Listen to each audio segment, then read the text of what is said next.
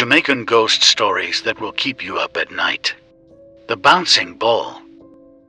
Full story. A young woman and her fiancé, both Jamaicans who migrated, had just moved into their new apartment. Things were going well, and they were getting adjusted to their new home. One night, as they lay in bed sleeping, the young woman was awakened by the slow and steady bouncing of a ball, but she didn't dare open her eyes. She could hear her fiancé snoring, so she was sure that he wasn't hearing what she was hearing. It started from the door of their room. The ball bounced as if whatever was bouncing it wasn't in a rush. She counted about 10 bounces, one at a time after the other. She was terrified.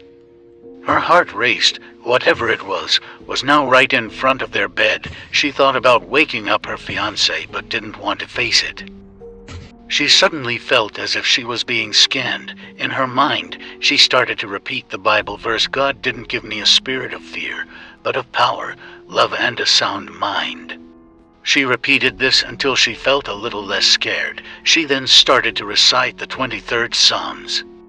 A few seconds later, she heard the ball bouncing again. This time, it sounded as if the DUPPY was leaving the room. Then the place was once again silent. Still a little scared, she nudged her fiancé until he was awake. She told him about what had just happened and started to pray. The thing never returned. Follow Jamaican True Stories on YouTube. Link in bio.